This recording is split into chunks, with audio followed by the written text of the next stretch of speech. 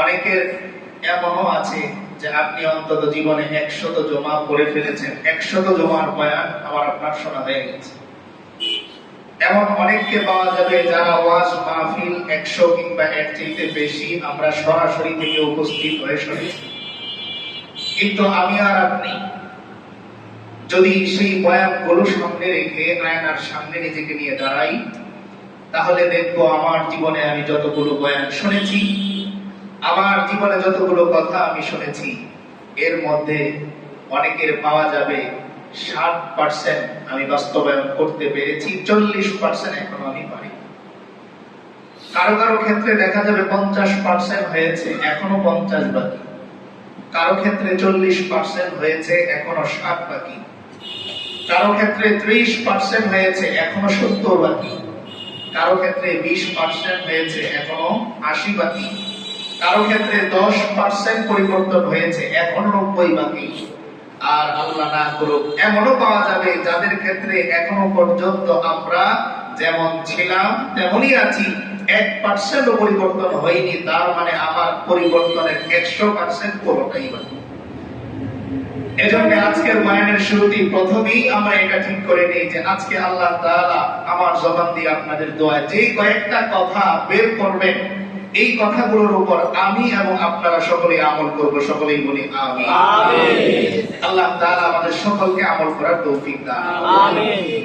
দেখেন, একজন মানুষের জীবন পরিবর্তনের জন্য পূর্বের ইতিহাস যদি আমরা জানি, কারো জীবনে একটা কোরআনের আয়াত তার জীবন পরিবর্তনের জন্য যথেষ্ট হয়েছে।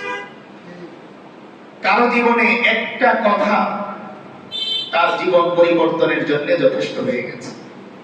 এমন হাজারো ঘটনা আমি আপনাদের সামনে আল্লাহর মেহেরবানিতে উপস্থাপন করতে পারবো, যেখানে তাদের জীবন পরিবর্তনের জন্য কেবল একটা কথা কিংবা একটা আয়াত কিংবা একটা কাজই যথেষ্ট ছিল। এমন হাজারো ঘটনা আছে। কিন্তু প্রশ্ন হচ্ছে, আমি আর আপনি এত কোরআন তেলাওয়াত শুনতেছি, এত ওয়াজ শুনতেছি, এত বয়ান শুনতেছি, তবুও কেন আমাদের মধ্যে পরিবর্তন আসতেছে না? এর অন্যতম একটি কারণ হচ্ছে যে আমি আর আপনি যে মরবো, এই কথাটা এখনো পর্যন্ত আমাদের দিলের মধ্যে আমরা বসাতে পারিনি। যেমন আমার ঘরের মধ্যে আয়না থাকে, আমি আয়নায় দেখতেছি আমার চুলগুলো সাদা হচ্ছে, কিন্তু আমার ভেতরে এই অনুভূতি আসতেছে না যে এই চুলগুলো তো একদিন কালো ছিল। পকেটে আমার আয়না থাকতো, একটু পর দেখতাম চুলগুলো যেদিকে আঁচড়ে ছিলাম সেদিকে আছে না পাল্টে গেছে। এই হাতের মধ্যে একদিন এমন জোর ছিল যে একটা রিক্সা আমি নিজে একা ধাক্কা দিলে রিক্সা চালক আমার ধাক্কার সাথে কুলিয়ে উঠতে পারতো না। আর আজকে রিক্সাওয়ালা যখন বলে একটু নামতে হবে, তখন আমার নামতে 5 মিনিট সময় লাগে। আমার সেই যৌবন হারিয়ে গেল কোথায়? তো এই চেতনাগুলো যতদিন পর্যন্ত আমরা আমাদের দিলের আয়নার মধ্যে ফিট করতে না পারবো, ততদিন পর্যন্ত বয়ান চলবে, ওয়াজ চলবে, কোরআন তেলাওয়াত চলবে, মসজিদের খাটিয়া চলবে, জানাজা চলবে, কিন্তু আমি আর আপনি পরিবর্তন হব। তো এই জন্যই প্রত্যেকটা বয়ান শোনার আগে নিজে নিজে আমরা এই কথাটা খেয়াল করব যে আমি এই কথাগুলোর উপর আমল করব। আল্লাহর হাবিব সাল্লাল্লাহু আলাইহি ওয়াসাল্লাম এই উম্মতের জন্য শুধু বোনাস এনেছেন। শুধু কি? আজকাল দেখবেন রাস্তাঘাটে সিম পাওয়া যায়, 1 টাকাও লাগে না। আপনি শুধু ফিঙ্গার দিবেন, সিম আসবে, আবার সাথে মিনিটের অফারও আছে। তো এই দুনিয়ার মানুষের এই আইডিয়া আল্লাহর হাবিব সাল্লাল্লাহু আলাইহি ওয়াসাল্লামের আরো 1450 বছর আগেই ছিল যে তিনি তার উম্মতের জন্য শুধু কি এনেছেন? Bonus, bonus, bonus. সপ্তাহে একদিন শুক্রবার চাইলে আল্লাহ এমন পারতেন যে শুক্রবার দিন ফজিলতের দিন, তাহলে যেই লোকটা মঙ্গলবার মারা যেত সে আল্লাহ ওই ফজিলত থেকে বঞ্চিত হয়ে যেত। তাই আল্লাহ ঘোষণা করে দিলেন, হাবিব চিন্তা করেন না, প্রতিদিন আপনার উম্মতের জন্য শুক্রবার, তবে একটা সময় আছে, সেটা হচ্ছে তাহাজ্জুদের সময়। শেষ রাত্রে আমি আল্লাহ দুনিয়ার আসমানে তার জন্য অপেক্ষা করি। বান্দা ক্ষমা লাগবে, ক্ষমা চাও, আমি ক্ষমা করে দিব। রিজিক লাগবে, রিজিক চাও, আমি আল্লাহ তোমার রিজিকের ব্যবস্থা করে দিব। অসুস্থ, তোমার সুস্থতা দরকার, চাও আমার কাছে, আমি তোমাকে সুস্থ করে দিব। এত চান্স, এত সুযোগ, এত অফার হওয়ার পরেও যেমন বর্তমান সময়ে একজন প্রতিষ্ঠিত ব্যবসায়ী মানুষ তিনি যদি এই কথা বলেন যে আমি ফোন চালাই না, ফোন ব্যবহার করি না, আমার কোনো সিম নেই, এই মানুষটাকে সমাজের মানুষ কি বিচক্ষণ বলবে নাকি নির্বোধ বলবে? একটু আওয়াজ দিয়ে বলতে হবে, তাকে কি বলবে? যে আপনি একজন প্রতিষ্ঠিত ব্যবসায়ী, ব্যবসার এত এত কাজ আপনি মেনটেন করেন, পরিচালনা করেন, আর আপনার কোনো নাম্বার নেই, সিম নেই, যোগাযোগ করার মতন কোনো ব্যবস্থা নেই, এটা হতে পারে? ঠিক তেমনি এই একই প্রশ্ন আল্লাহ হাশরের ময়দানে আমাকে আপনাকে করবেন যে তোমার জন্য কি প্রতিদিন রাত্রে শেষ ওয়াক্তে আমি আল্লাহ অপেক্ষা করি নাই, তাহলে ক্ষমা নিয়ে তুমি কেন আসতে পারলে না? তোমার জন্য কি আমি অপেক্ষা করিনি, তাহলে তুমি পরিবারের পেরেশানিতে কেন নামাজ ছেড়ে দিলে? কেন পেরেশানির জন্য আমার কাছে তুমি চাইলে? এই প্রশ্নগুলোর উত্তর আমার আপনার কাছে নেই। এই জন্য আলোচনার চাইতে, আলোচনা করা এবং শোনার চাইতেও বেশি গুরুত্বপূর্ণ হচ্ছে যে আমি আর আপনি পরিবর্তন হব।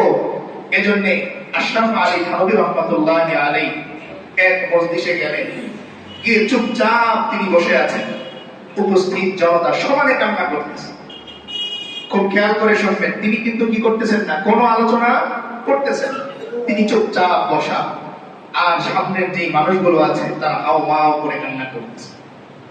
শ্রোতা কি বুঝলো? তিনি কি বোঝাইতে চাইলেন? তিনি মেসেজ এটাই দিতে চাইলেন যে এই যে আমি চুপ করে বসে আছি, এমন একটা দিন আসবে যেই দিন আমার আর আপনার চিরতরে চুপ হয়ে যেতে হবে। এই ফিকির যাদের মধ্যে আসছে তারা আলোচনা ছাড়াই কান্না শুরু করে দিচ্ছে। দ্বিতীয় মেসেজ তিনি এটা দিতে চাইলেন যে আমি আলোচনা করলাম, আপনি আলোচনা শুনলেন, আমিও মানলাম না, আপনিও মানলেন না, তো এই আলোচনার এক পয়সা দাম নেই। এর চাইতে বরং চুপচাপ বসে থাকি, দিলের মধ্যে জিকির থাকুক, এর চাইতে আরো কোটি কোটি গুণ বেশি ফায়দা হবে।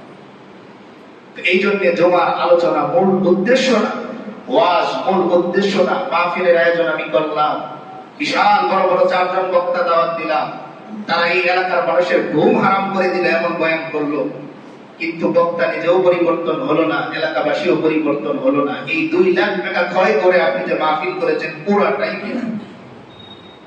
আর আপনি আপনার বাড়িতে আপনি নিজে বক্তা হলেন, আপনার স্ত্রী আপনার শ্রোতা, আপনার সন্তান আপনার শ্রোতা, 3 জনে মিলে আলোচনা করতেছেন আগামীকাল আমরা রোজা রাখবো। এই মজলিসটা পৃথিবীর মধ্যে সবচাইতে বড় ওয়াজ মাহফিল, সবচাইতে ফজিলতের মজলিস। কিন্তু আমরা এই মাহফিল করতে রাজি না। আমরা মাহফিল করবো কোনটা? ইউটিউবে সবচাইতে বেশি ভিউ এই বছর যার আসছে এমন একজন বক্তা আমাদের লাগবে, কারণ এই এলাকার মানুষকে ঘুমাইতে দেওয়া যাবে না, এই এলাকার অসুস্থ রোগীদের ওই দিন সুস্থ থাকতে দেওয়া যাবে না, শিশু বাচ্চাদেরকে ওই দিন ঘুমাতে দেওয়া যাবে না, হজ 50 টাকা দিতে হবে, কারণ এখানে বাংলাদেশের সবচেয়ে বড় বক্তা আসতেছে। আল্লাহর হাবিব সাল্লাল্লাহু আলাইহি ওয়াসাল্লাম পৃথিবীর সবচেয়ে বড় বক্তা ছিলেন না, কিন্তু তার জবানের মধ্যে, তার আচরণের মধ্যে আল্লাহ তাআলা এমন পাওয়ার দিয়েছিলেন যে তার আচরণ দেখে বিধর্মীরা মুসলমান হয়ে গেছে, তার শাগরেদদের, তার সাহাবীদের দেখে দেখে মানুষ মুসলমান হয়ে গেছে। এমন জাদু, এমন আকর্ষণ আল্লাহ তাআলা ওনার আচরণের মধ্যে দিয়েছেন। কিসের কারণে? আমলের কারণে। কিসের কারণে? আমলের কারণে। তো যাই হোক, আজকে যে বিষয়টি নিয়ে আলোচনা করার ফিকির করেছি, যে আয়াত আমি তেলাওয়াত করেছি, এই আয়াতকে সামনে রেখে কয়েকটি কথা বলার চেষ্টা করব। আল্লাহ তাআলা কোরআনে কারীমের মধ্যে বলেন, বিসমিল্লাহির রাহমানির রাহিম, ইন্নামাস সাবিলু আলাল্লাযীনা ইয়াযলিমুনা আন-নাসা ওয়া ইয়াবগুনা ফিল আরদি বিগাইরিল হক্ক উলাইকা লাহুম আযাবুন আলীম। আল্লাহ তাআলা বলেন, নিশ্চয়ই অপরাধী, নিশ্চয়ই অপরাধ, নিশ্চয়ই জুলুম ওই ব্যক্তিদের যারা মানুষের উপর অন্যায়ভাবে জুলুম করে, মানুষের হক নষ্ট করে, মানুষের অর্থ নষ্ট করে, সম্মান নষ্ট করে, ওয়ায়াবগুনা ফিল আরদি বিগাইরিল হাক্কি, জমিনের মধ্যে তারা অন্যায়ভাবে চলাফেরা করে। আল্লাহ বলেন, উলাইকা লাহুম আযাবুন আলীম, এরাই তারা যাদের জন্য রয়েছে যন্ত্রণাদায়ক শাস্তি। তাহলে আজকের আলোচনার পয়েন্ট আমরা আয়াত থেকে বুঝতেছি, বান্দার হক নষ্ট করা বা না করা, নষ্ট করলে ক্ষতি কি হবে, শাস্তি কি হবে, আর যদি হক আদায় করি তাহলে উপকার কি হবে। এই 2টা পয়েন্টে আমরা আলোচনা করব। প্রথমে আসেন, আল্লাহ তাআলা বান্দার হককে কেন গুরুত্ব দিলেন? প্রশ্ন আসে, আল্লাহ তাআলার জাত পৃথিবীর সবচেয়ে বড় না? তাহলে প্রাধান্য দেওয়ার কথা ছিল কোনটা? আল্লাহর হককে, কিন্তু বান্দার হককে কেন প্রাধান্য দিলেন? এবার এই কথাটা বোঝার আগে একটা উদাহরণ শুনে। আপনি আপনার সমবয়সী একটা মানুষের হাত থেকে একটা রুটি কেড়ে নিলেন খাওয়ার জন্য। খুব খেয়াল করে শুনবো আমরা উদাহরণটা, তাহলে আমাদের ওই পয়েন্টটা বুঝতে সহজ হবে। আপনি আপনার সমবয়সী একজন ব্যক্তির হাত থেকে টান দিয়ে কিনে নিলেন, একটা রুটি নিয়ে নিলেন। এখন ওই মানুষটাকে কান্নাকাটি শুরু করবে রুটি নেওয়ার কারণে, সে বড় জোর রাগ করবে। কিন্তু আপনার যে বয়সে ছোট কিংবা একটা নাবালিক শিশু বাচ্চার হাত থেকে আপনি একটা রুটি টান দিয়ে নিয়ে নিলেন, সে কি করবে? জমিনে গড়াগড়ি শুরু করবে। আচ্ছা, এবার আসেন, বিচার যদি রাখা হয় তাহলে আপনি আপনার সমবয়সী ব্যক্তির থেকে রুটি নেওয়ার বিচারটা কি হবে? আপনি তার রুটি ফেরত দেন, এটা আপনার কাজটা ঠিক হয়নি। কিন্তু বাচ্চার ক্ষেত্রে বিচার কি হবে? আপনার মতো এরকম একটা মানুষ এরকম বোকামোর কাজটা করে, কত দুর্বল, কত ছোট, ওর হাত থেকে কেন টান দিলেন? বিচারটা এরকম হবে কিনা? এবার এখান থেকে আসেন, আল্লাহ তাআলা বলেন, বান্দা আমি এত বড় কুদরতওয়ালা জাত যে তুমি নামাজ পড়ো নাই, আমি চাইলে মাফ করে দিতে পারি। তুমি রোজা রাখো নাই, চাইলে আমি মাফ করে দিতে পারি। তুমি হজ করো নাই, আমি আল্লাহর জাত এত বড় যে তোমার আমি মাফ করে দিতে পারি। কিন্তু তুমি আমার দুর্বল বান্দার হক নষ্ট করবা, ও জমিনে ঘোরাঘুরি খাবে, এটা আমি আল্লাহ মাফ করব না। এই কারণে বান্দার হকটাকে বেশি গুরুত্ব দেওয়া হয়েছে। বুঝে আসছে তো সবার? এবার আসেন, আমরা বান্দার হক নষ্ট করি কিভাবে? আমার আর আপনার যুক্তিতে বান্দার হক নষ্ট করা মানে যে একজন আমার কাছে টাকা পায়, আমি আর টাকাটা দিলাম, বাস, এই আমি আর আপনি জানি। কিন্তু এর বাহিরে আরো কি আছে? আপনি আপনার বোন বাড়িতে আসার পরে আপনার পরিবারকে বলে দিলেন, গত মাসে তো 2 বার আসলো, আবার আসছে, এই মাসে আর বাজার করবো না, যা আছে চালায় দাও। এই যে আপনি তার হক নষ্ট করলেন আপনার মনের অজান্তেই। সে 10 বার না 100 বার আসতে পারে, আপনার দায়িত্ব হচ্ছে বোন হিসাবে তার হক কি করা? আদায় করা। আপনার সামর্থ্যের সর্বোচ্চটা দিয়ে মেহমানদারি তাকে করানো। কিন্তু আপনি এই যে বললেন পরিবারের সাথে গোপনে যে বাজার করবো না, যা আছে চালিয়ে দাও, আপনি গোপনে তার হক নষ্ট করেন। ঠিক তেমনি আপনি সমাজের একজন মানুষকে নিয়ে, সে দুর্বল হোক কিংবা মজবুত হোক, আপনি তার আড়ালে তাকে নিয়ে আলোচনা করতেছেন। সমালোচনা না, শুধু কি করতেছেন? আলোচনা। আলোচনার বিষয়বস্তু কি? অমুকে এইভাবে চলে, এইভাবে করে, তার অবস্থা এই, তার ইনকামের অবস্থা এই। এই কথাগুলো যে আলোচনা আপনি করতেছেন, এর মাধ্যমে আপনি তার সম্মানের হক নষ্ট করতেছেন। এই জন্যে কারো সম্মানের হক নষ্ট করা যাবে না। কেউ আপনার কাছে টাকা পায় না, কিন্তু কদর পায়। কদর মানে সম্মান, মর্যাদা পায়।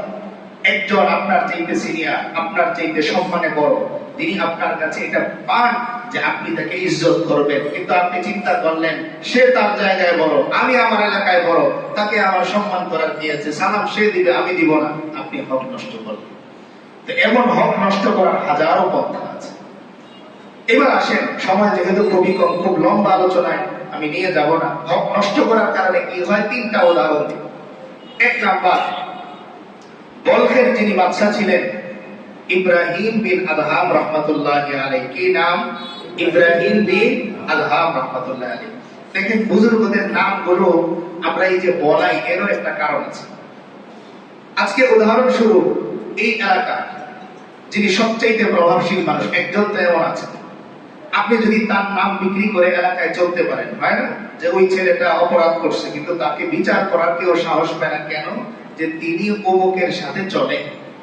তো এই নামের কারণে যদি এলাকার মানুষ তাকে সমীহ করে, উলামায়ে কেরাম বলেন, কেউ যদি আল্লাহর ওলিদের নাম এমন মুখের মধ্যে ঠোঁটস্থ করে রাখে, হাসরের ময়দানে আল্লাহ তাআলা এই উসিলায় হয়তো তাকে মাফ করে দিতে পারে। তো এই বলখের বাদশা ইব্রাহিম বিন আদহাম রহমাতুল্লাহি আলাইহি একবার ইয়েমেনে গেলেন। ইয়েমেন দেশ সেই বলখ থেকে অনেক দূর। ওখানে যাওয়ার পর ওখানে খেজুর তার খুব পছন্দ হয়েছে।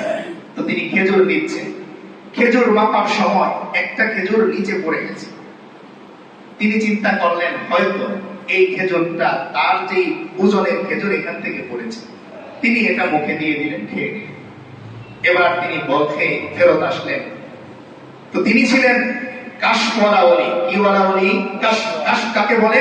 যে তিনি চোখ বন্ধ করলে আল্লাহ তাআলার পক্ষ থেকে তার সিনার মধ্যে ইলহাম আসে। তাদের হৃদয়ের চোখ খোলা, এটাকে কি বলে? কাশফ বলে। কাশফ মানে উন্মোচন, যার হৃদয়ের মধ্যে আল্লাহ তাআলা অনেক কিছু যা আমরা দেখি না, যা আমরা বুঝি না, তা তারা কি করে? বুঝতে পারে। তো তিনি মুরাকাবায় বসলেন ফজরের পরে। আল্লাহর সাথে কোনো লাইন হয় না, ইলহাম হয় না। সন্ধ্যার পরে বসলেন, লাইন হয় না, ইলহাম হয় না। তিনি জিকিরে স্বাদ পান। 7 দিন হয়ে গেছে, তিনি পেরেশান হয়ে গেলেন। তিনি চিন্তায় বসে পড়লেন যে এমন কি হলো, 7 দিন ধরে এমন থেকে আসার পর থেকে আমার কল্প আর জারি হয় না। তাসাউফের ভাষায় এটাকে কল্প জারি বলে, মানে কল্পটা জারি হয়ে যাওয়া। যেমন দেখবেন কল্প জারিটা একটু বুঝিয়ে নিই। আমরা 10 জন মিলে জিকির করতেছি, 8 জন জিকিরের মাঝখানে মাঝখানে একটু চোখ খুলে দেখি কি অবস্থা। এর মধ্যে একজন এমন আছে যিনি চোখ খুলতেছেন না, ঘেমে গেছেন, ক্লান্ত হয়ে গেছেন, কিন্তু তার জবানের আওয়াজ শুধু বাড়তেছে, আল্লাহ আল্লাহ আল্লাহ শুধু বাড়তেছে। এটারে বলে জারি কল্প। এটারে কি বলে? জারি কল্প। এরপরে দেখবেন যে জিকিরের শেষটা করা হয় লা ইলাহা ইল্লাল্লাহু মুহাম্মাদুর রাসূলুল্লাহ। যিনি জিকির করাচ্ছেন তিনি থেমে গেছেন, ওই 8 জন থেমে গেছে, কিন্তু 2 জন তারা থামতেছে না, তাদের আওয়াজ যেমন আরো বাড়তেছে। এটা হয় অনেকের দিক থেকে, এটা হচ্ছে জারি কল্প। এটা কি? জারি কল্প, থামে না, থামে। তো তিনি পেরেশানির মধ্যে বসে পড়লেন। হঠাৎ তিনি তন্দ্রায় নিমজ্জিত হলেন, জীবনী চলে আসলো, হালকা হালকা ঘুম। হঠাৎ তিনি দেখতেছেন কয়েকজন মানুষের আগমন। তারা আলোচনা করতেছে, তোমরা কি জানো বাদশাহ ইব্রাহিম বিন আদহামের 7 দিন যাবত কল্প এর মধ্যে উন্মোচন হয় না, কল্প জারি হয় না। এর কারণ কি তোমরা জানো? একজন আরেকজনের সাথে বলাবলি করছে। কেন? কারণ বলতেছে যে সেই ইয়ামানে একজন ব্যক্তির থেকে খেজুর নিয়েছিল, ওই একটা খেজুর উপরে গিয়েছিল। ইব্রাহিম মনে করেছিল এই খেজুরটা তার, আসলে খেজুরটা ছিল মালিকের। এই খেজুরটা খাওয়ার কারণে এই যে বান্দার একটা হক, একটা খেজুর, এই হকটা নষ্ট করার কারণে তার কল্পটা বন্ধ হয়ে গেছে। এবার ইব্রাহিম বিন আদহাম রাহমাতুল্লাহি আলাইহি তন্দ্রা ভেঙে গেল, জীবনী ভেঙে গেল। তিনি সজাগ হলেন। সঙ্গে সঙ্গে তিনি প্রস্তুতি নিয়ে ইয়ামানে চলে গেলেন। ইয়ামানে গিয়ে দেখলেন ওই খেজুরওয়ালা আর দোকানের মধ্যে বসা নাই, যে খেজুরওয়ালার থেকে তিনি খেজুর নিয়েছিলেন। আশপাশের দোকানদারদের জিজ্ঞেস করলেন, এই দোকানদার ভাই কোথায়? তারা বললেন, তিনি তো কিছুদিন আগে ইন্তেকাল করেছেন, এখন আর তার দোকান এখানে নাই। খোঁজ দিলেন ওই ব্যক্তির দোকান এখন কোথায়, কিংবা তার পরিবার কোথায় থাকে। তারা ঠিকানা দিলেন বহুদূর, ওখান থেকে প্রায় মাসখানেকের রাস্তা। ইব্রাহিম বিন আদহাম রাহমাতুল্লাহি আলাইহি তার সঙ্গীদের বলকে পাঠিয়ে দিলেন, যাও তোমরা শাসন ব্যবস্থাটা সামাল দাও, আমি ওই খেজুরের ঋণ পরিশোধ করে এরপর আমার রাজ সিংহাসনে আমি ফেরত যাব। তিনি এবার ওখান থেকে রওনা হলেন, মাসখানেকের রাস্তা অতিক্রম করলেন। ওখানে যাওয়ার পর ওই ঠিকানা অনুযায়ী দোকানের মধ্যে একজন যুবককে দেখতে পেলেন, সে খেজুরের দোকানে বসা। ইব্রাহিম বিন আদহাম রাহমাতুল্লাহি আলাইহি ওই যুবকের পায়ের মধ্যে পড়ে গেলেন, বললেন, ভাই আমাকে তুমি মাফ করে দাও। যুবক এবার হাওমাও করে কান্না করতেছে, বলতেছে, ও মুসাফির ভাই, আমি তো আজকে এখানে নতুন দোকানে বসেছি, আমার সাথে কোনোদিন আপনার দেখা হয় নাই, আমার সাথে আপনার পরিচয় নাই, তাহলে আমার পায়ে পড়ে ক্ষমা চাওয়ার কারণটা একটু আগে বলেন। বাদশা ইব্রাহিম বিন আদহাম রাহমাতুল্লাহি আলাইহি বলতেছে, ও বাবা, তোমার বাবার নাম কি? তোমার বাবার দোকান কি ইয়ামানে ছিল? তিনি বললেন, হ্যাঁ, আমার বাবার দোকান ইয়ামানে ছিল, কিন্তু তিনি ইন্তেকাল করেছেন। আমরা 6 ভাই কিংবা 7 ভাই। এক ভাই আমি এখানে বসি, আরেক ভাই অমুক দেশে, আরেক ভাই অমুক জায়গায়, আরেক ভাই অমুক জায়গায়। তোমাদের কোনো বোন আছে কিনা? বললেন, হ্যাঁ, 2 জন বোন আছে। তোমাদের মা জীবিত আছে কিনা? বললেন, মা জীবিত আছে। এবার বাদশা ইব্রাহিম বিন আদহাম রাহমাতুল্লাহি আলাইহি প্রত্যেকটা ভাইয়ের কাছে যে পায়ে ধরে ক্ষমা চাইলেন, বোনদের কাছে ক্ষমা নিলেন, তার মায়ের কাছে ক্ষমা নিলেন। এরপর লম্বা সময় পরে তিনি তার রাজ সিংহাসনে ফিরলেন। এবার ফজরের পরে যখন তিনি মুরাকাবায় বসলেন, সঙ্গে সঙ্গে তার কল্পটা আল্লাহর পক্ষ থেকে জারি হয়ে যায়। এবার তিনি আবার ওই মুরাকাবা শেষে আবার তার তন্দ্রা এসেছে, তখন তিনি শুনতেছেন, তোমরা কি শুনেছো আজকে ইব্রাহিম বিন আদহামের কল্প আবার জারি হয়েছে, কারণ সে বান্দার হকের কি নিতে পেরেছে? ক্ষমা। এখন বলেন, একটা খেজুরের দাম কত? আর সেই বলখ থেকে ইয়ামানের দূরত্ব কত, ইয়ামান থেকে সেই যুবকের ওই খেজুরের দোকানের দূরত্ব কত। এই একটা খেজুরের জন্য ইব্রাহিম বিন আদহাম রাহমাতুল্লাহ আলাইহির মতো আল্লাহর ওলি, তার ফল কি হয় না, জারি হয় না। এখন আমার আপনার ফল যে জারি হবে, আমি আর আপনি যে অমুকের দোকান বাকি 2000 টাকা এখনো দেই না। আমি আর আপনি যে অমুককে ওয়াদা দিয়েছিলাম 500 টাকা দিব, এখনো যে দেই নেই। আমি আর আপনি মসজিদে ওয়াদা দিয়েছিলাম একটা কার্পেট দিব, এখনো দেই নেই। ওয়াদা দিয়েছিলাম 500 বস্তা সিমেন্ট দিব, এখনো দেই নেই। আমি আবার আল্লাহর কাছে দোয়া করতেছি, কবুল হচ্ছে না। ওই যে আমার ফল কিনা জানি না।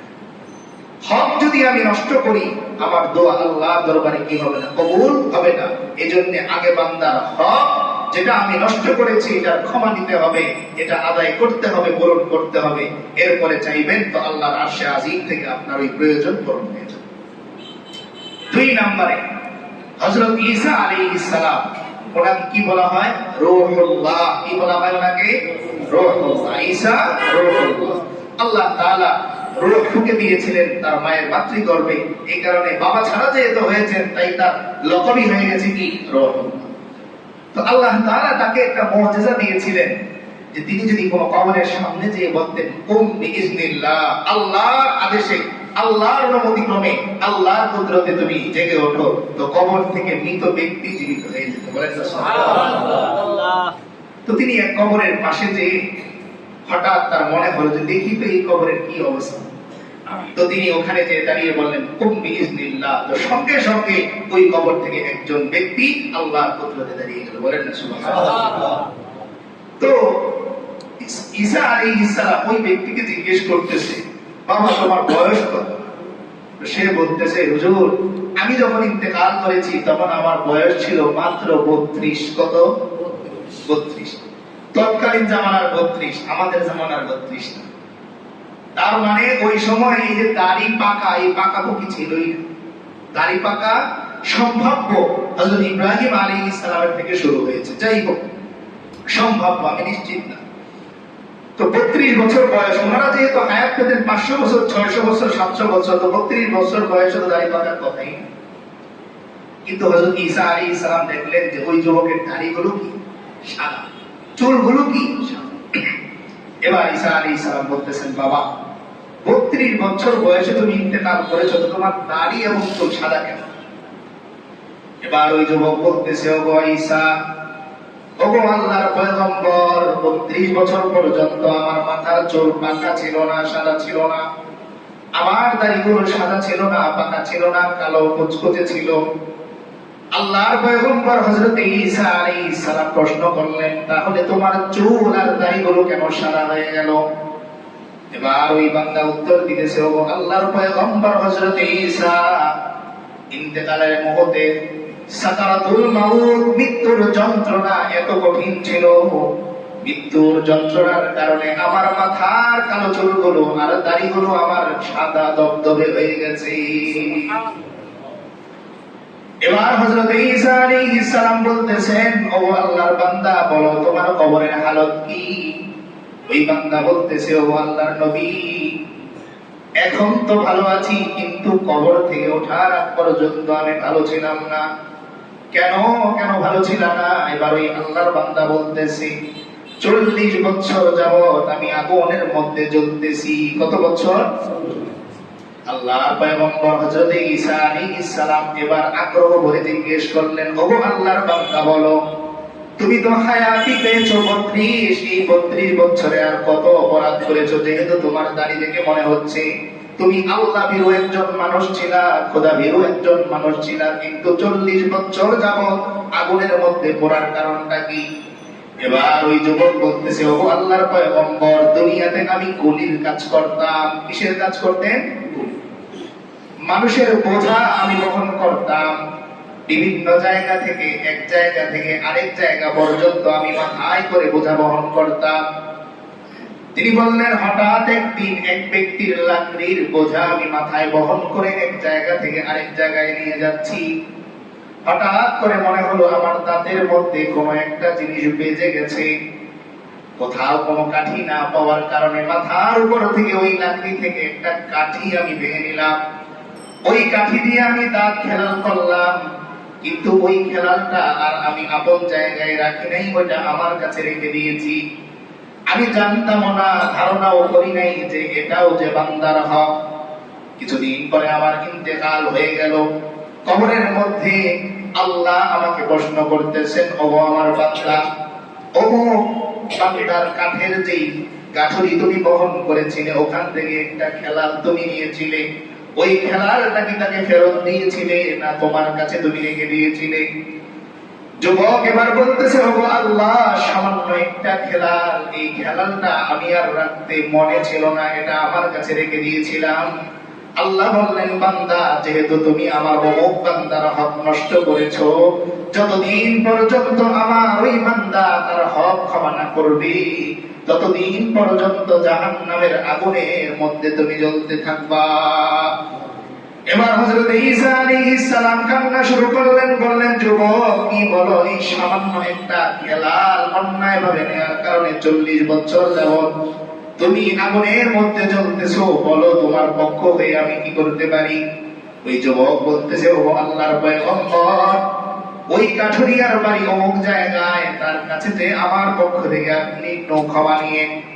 হযরত ঈসা আলাইহিস সালাম আবার আল্লাহর অনুমতিতে তাকে বললেন, কবরস্থ হয়ে যাও। সে আবার কবরস্থ হয়ে গেছে। ওই কাঠুরিয়ার বাড়িতে নবী পয়গম্বর হযরত ঈসা আলাইহিস সালাম চলে গেলেন, গিয়ে বললেন, ও কাঠুরিয়া ভাই, এত বছর আগে তোমার কাঠের বোঝা বহন করেছিল একটা যুবক, ওই কাঠুরিয়ার মনে পড়ে না? আল্লাহর পয়গম্বর ঈসা আলাইহিস সালাম বললেন, মনে পড়ুক আর না পড়ুক, ওই বান্দা নিজে স্বীকার করেছে তোমার ওই কাঠুরি থেকে একটা খেলাল সে নিয়েছিল, এই জন্য 40 বছর যাবত আল্লাহ তাকে জাহান্নামের আগুনের মধ্যে পোড়াচ্ছে। এবার ওই কাঠুরিয়া কান্না শুরু করেছে, বলে, ও পয়গম্বর, কি বলেন? আমি তো এই খেলালটা এমনিতেই মাফ করে দিতাম যদি আমি জানতাম। যা, আমি আমার ওই ভাইকে মাফ করে দিলাম। এবার যখন দ্বিতীয়বার আবার হযরত ঈসা আলাইহিস সালাম ওই কবরের সামনে এসে দাঁড়ালেন, দাঁড়িয়ে বললেন, ও বিইজনিল্লাহ, ও আল্লাহর বান্দা, কবর থেকে তুমি উঠে দাঁড়াও। এবার ওই যুবক উঠেছে, ওঠার পরে দেখা যায় তার দাড়িগুলো আবার কালো কুচকুচে, তার চুলগুলো কালো কুচকুচে। আল্লাহর পয়গম্বর হযরত ঈসা আলাইহিস সালাম বললেন, ও যুবক, এখন কি অবস্থা বলো? যুবক বলতেছে, ও আল্লাহর পয়গম্বর, আপনার দরবারে শুকরিয়া, আপনার কৃতজ্ঞতা, আমার ওই ভাই আমাকে ক্ষমা করে দেওয়ার সঙ্গে সঙ্গে আমার আল্লাহ আমার এই 40 বছরের শাস্তি থেকে ক্ষমা দিয়ে দিয়েছে। তাহলে 40 বছর আগুনের মধ্যে জ্বললেন কিসের কারণে? একটা খেলাল নেয়ার কারণে। কিসের কারণে? এবার চিন্তা করেন, আমি আর আপনি রাস্তার ইট ভেঙে গেছে, ওই ইটটা নিয়ে আমার বিল্ডিং এর কাজে লাগিয়ে দিলাম, কার হক? আমার। এটার হিসাব কার কাছে দিতে হবে? আল্লাহর কাছে দিতে হবে। গ্রামগঞ্জে যারা আমরা থাকি কিংবা কখনো যাই, অন্তত আমাদের সাথে তাদের সাক্ষাৎ তো হয়। গ্রামে দেখবেন একটাই আছে, যখন বৃষ্টি হওয়ার পরে মাটিগুলো কাদা হয়ে যায়, গ্রামের মহিলারা ওই কাদা মাটি নিয়ে তাদের বাড়ির উঠান লেপে, বাড়ির যে দেয়াল এগুলো লেপে। অনুমতি কার কাছ থেকে নিয়েছে? কারো কাছ থেকে। এবং সেটাকে আমরা গুনাহও মনে করি। আপনি ঢিলা ব্যবহার করবেন, ওলামায়ে কেরাম বলেন, গ্রামে আপনি গিয়েছেন, ঢিলার জন্য আপনি একটা মাটির চাকা নিলেন, এক ক্ষেত থেকে আপনি মাটির চাকাটা নিলেন, ইস্তেনজা সেরে, জরুরত সেরে ঢিলা ব্যবহার করে ওই ঢিলাটা আরেকজনের জমিনে ফেলে দিলেন। ওলামায়ে কেরাম বলেন, হাসরের ময়দানে এটার হিসাব দিয়ে এরপর আপনার জান্নাতে যেতে হবে। এখন বলেন, আমি আর আপনি কত হক এভাবে নষ্ট করব? আপনার বাড়ির ময়লাটা আপনি বাস আশপাশে দেখলেন, নিচে কাউকে দেখা যায় না, ফেলে দিলেন, এটা আরেক ভাইয়ের দোকানের সামনে পড়লো, এই যে আপনি তার হক নষ্ট করলেন, আপনি তাকে কষ্ট দিলেন। এমন হাজারো হক আমরা নষ্ট করি। আর বাকি কথা তো বললামই না, জায়গা সম্পত্তি ভাগের ক্ষেত্রে আমাদের দেশে এটা বলতে বলতে মোটামুটি শেষ, কিন্তু লাভ হয়। ভাইয়েরা বোনদের হয় যদি দেয় না, আর যদি দেয় তাহলে ওই পিছনে যেটা সামনের 100 বছরের ডেভেলপ হওয়ার কোনো সম্ভাবনা নাই। বোনকে বলে দেয়, আমরা তো আছি, মরে যায়নি, সারা জীবন পাশে থাকবো, অসুস্থ হওয়ার পরে বিকাশে 390 টাকা পাঠিয়ে। এই জন্য সাবধান হয়ে যায়, আমার আপনার আমল কিচ্ছু কবুল হবে না। কেন এই জমি নিয়ে বোনের সাথে আমরা বেইমানি করি, যেই জমিন আমার সাথে যাবে না? কেন সেই জমিন নিয়ে আমার ভাইয়ের সাথে দ্বন্দ্ব হয়, যেই জমিন আমার সাথে যাবে না? কেন সেই জমিন নিয়ে আমার বাবার সাথে দ্বন্দ্ব হয়, বাবা ভালো জমিটা আমার দিয়ে গেল না, যেই জমিন নিয়ে আমার বাবাই কবরে যেতে পারলো না, আমার দাদা যেতে পারলো না?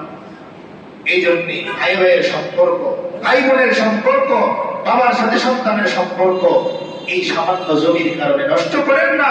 মনে রাখবেন, আল্লাহ হাবিব সাল্লাল্লাহু আলাইহি ওয়াসাল্লাম বলেন যে কেউ যদি এক বিঘত পরিমাণ জমি নিয়ে অন্যের উপর জুলুম করে, হাসরের ময়দানে আল্লাহ তাআলা এই এক বিঘত জমির উপর জুলুম করার কারণে তার গলার মধ্যে জালেম শব্দ লিখে দিবেন। পৃথিবীর প্রত্যেকটা মাখলুক তাকে ধিক্কার দিবে আর বলবে সে একজন জালেম। এজন্য আল্লাহ হাবিব সাল্লাল্লাহু আলাইহি ওয়াসাল্লাম বলেন, আয-যুলুমাতু যুলুমাতুন ইয়াউমাল কিয়ামা, দুনিয়াতে যে জুলুম করবে হাসরের ময়দানে তার সামনের রাস্তাগুলো অন্ধকার হয়ে যাবে। ফুল ছিঁড়াচ্ছে, পার হবে কেমনে? দেখবেই তো না, দেখলে না পার হবে। যেমন মনে করেন, উদাহরণস্বরূপ আপনি আপনার ঘরে হঠাৎ করে বিদ্যুৎটা চলে গেল, এখন আপনি কিছু দেখতেছেন, আগে ফোনটা বের করেন, কেন? আপনারই তো ঘর। তো আপনার পরিচিত ঘরে যদি আলো না থাকার কারণে আপনি অন্ধ হয়ে যান, হাসরের ময়দান তো আমার আপনার পরিচিত না। ওই দিন যদি আল্লাহ আমার সামনে, আপনার সামনে সবগুলো জিনিস অন্ধকার করে দেয়, ওখান থেকে বাঁচার আর কোনো উপায় নাই। যেহেতু উপায় নাই, তাই দুনিয়াতে উপায় আমরা অবলম্বন করি। সামান্য পরিমাণ জুলুম, সামান্য পরিমাণ হক নষ্ট আমরা কারো করব না। আজকের বয়ান থেকে যদি এতটুকু আমরা শিক্ষা নিতে পারি, তাহলে আজকের বয়ানটা সফল, আমার এই কথাগুলো সফল।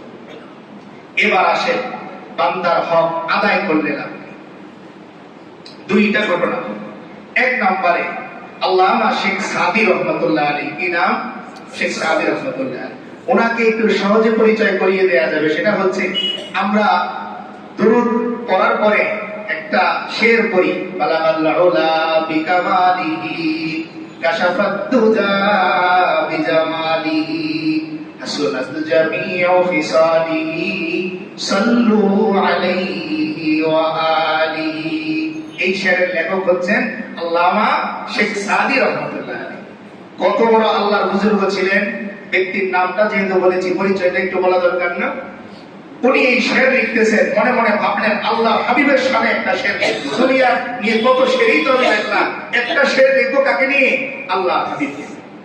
অনেক দিন চিন্তা ভাবনা করার পরে তিনি এই দুইটা লাইন লিখলেন, বালাগাল উলা বিকামালিহি কাশাফাত দুজা বিজামালিহি।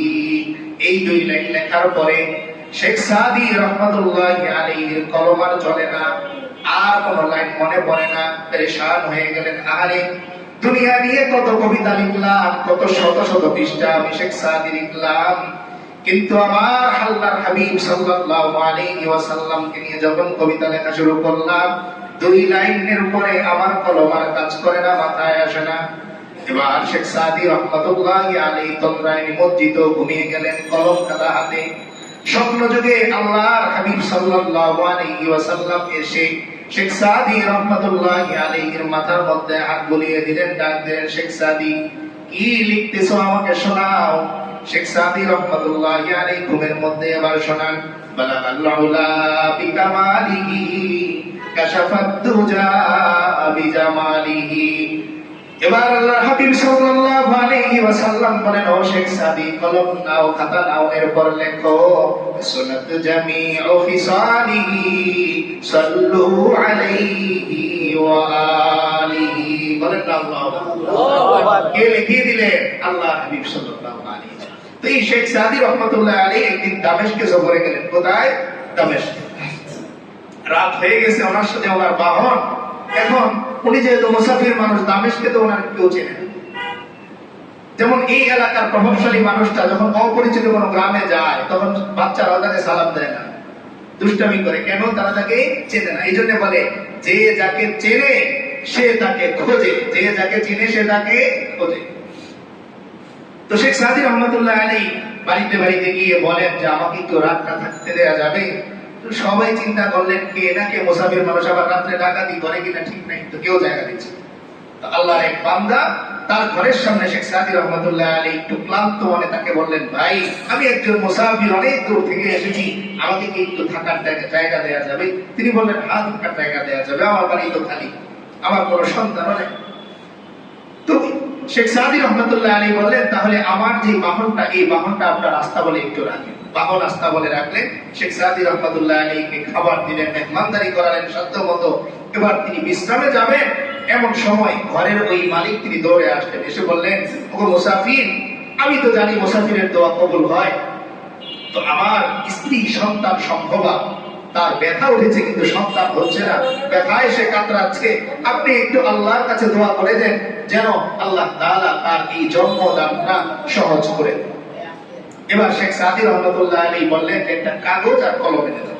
তিনি কাগজের মধ্যে কিছু একটা লিখে দিলেন, বললেন যে এটা নিয়ে যাও, নিয়ে তোমার স্ত্রী নাভির উপরে রেখে দিবে।